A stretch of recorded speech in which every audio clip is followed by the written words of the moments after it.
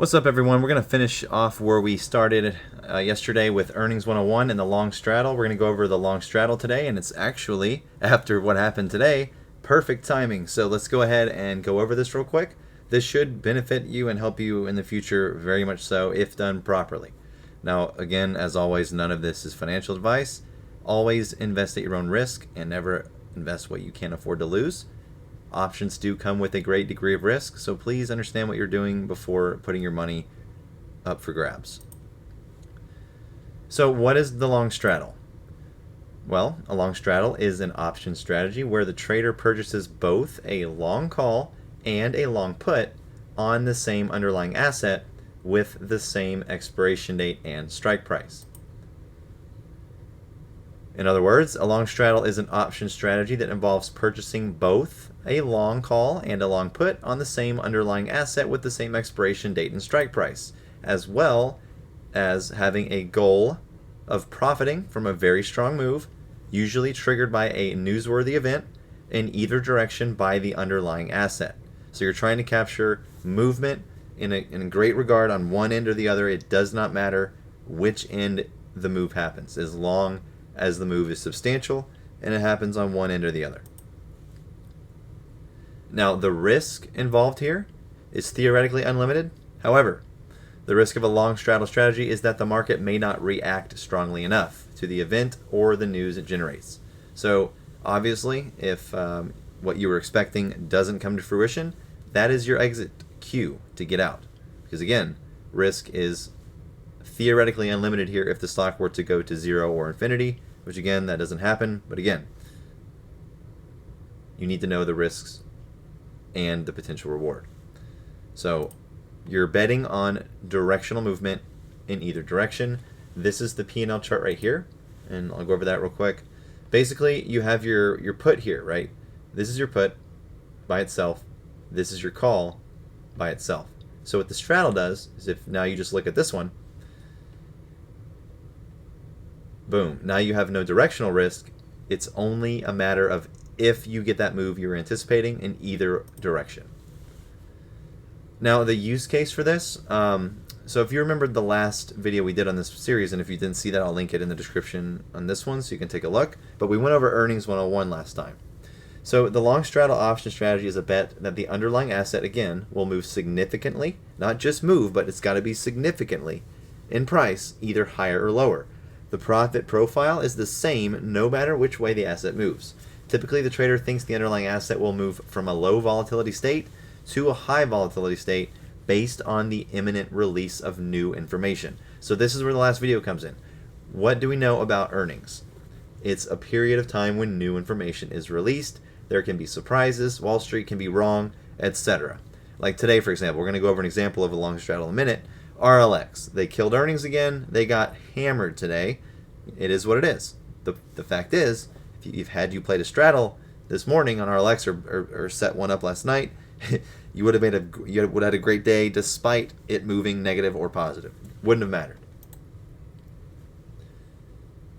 So new information equals earnings. One of the best use cases for a long straddle, in my opinion. Now, the strike price is at the money, so you're not buying way out of the money calls and puts. You're buying at the money calls and puts, or as close to it as possible. Since calls benefit from an upward move and puts benefit from a downward move in the underlying security, both of these components cancel out small moves in either direction.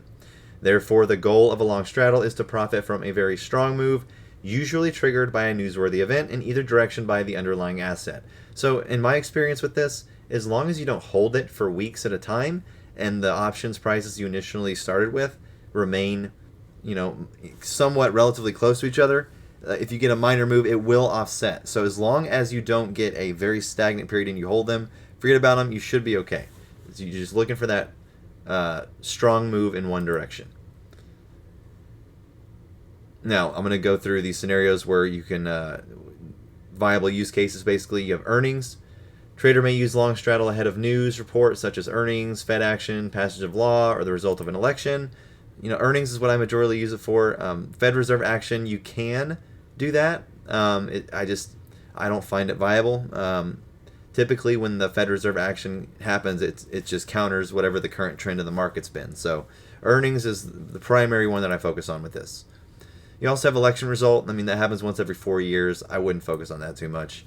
You also have news. This can actually occur, but you can't really anticipate news to happen unless you have insider information, or unless, again, it's scheduled earnings ahead of time that is coming.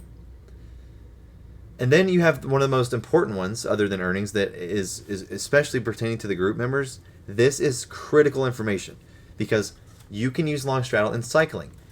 And what have we seen, especially this week with some of our plays here? We've seen cycles happen. Now, the profit when the price of the underlying asset, we're going to go over construction real quick before we get into some examples. The profit when the price of the underlying asset is increasing is given by the profit on the call side, which is the price of the underlying asset minus the strike price of the call option minus the net premium paid. So the profit when the price of the underlying asset is decreasing is given by the put side. The put side profit is strike price of the put option minus the price of the underlying asset minus the net premium paid. The maximum loss is the total net premium paid plus any trade commissions. This loss occurs when the price of the underlying asset equals the strike price of the options at expiration, which you would not let happen.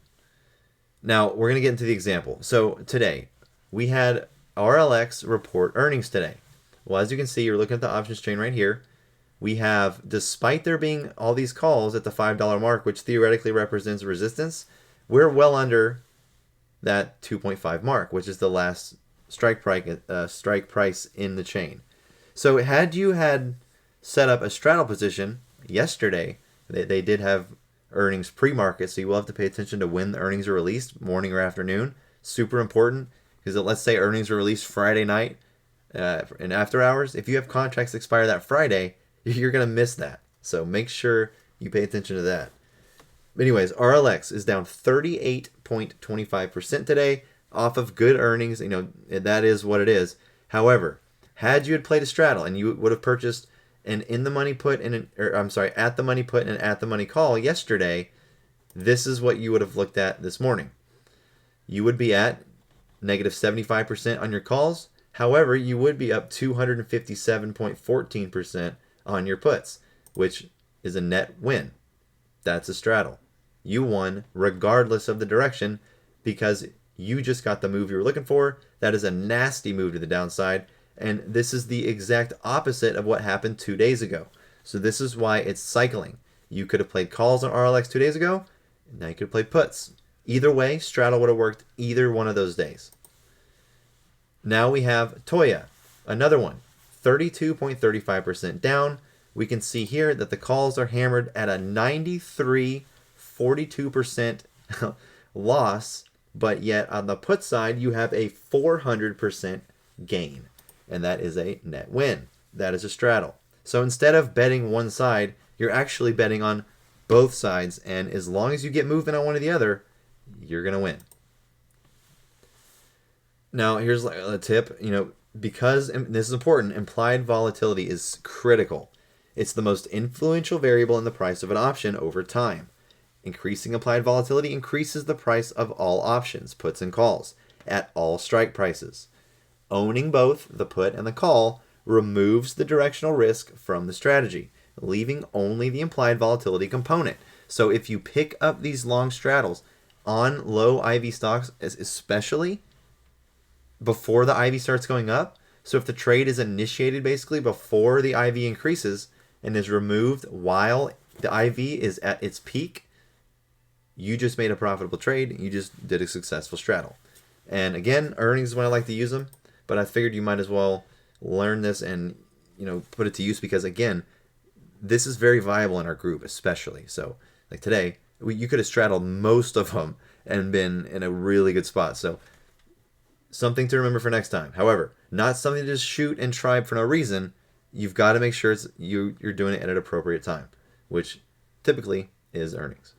Now, remember, cycles, group members, play both sides. After you're really jacked about a bullish day, I know we want these stocks to go up. It doesn't mean we can't get jacked about them getting hammered 30% because there's opportunity for profit there as well. And if we learn to accept that and play both sides, you're going to make way more money. The market is a dynamic force that moves in two directions at all times. You just got to make sure you're playing both sides. Hope you found this helpful.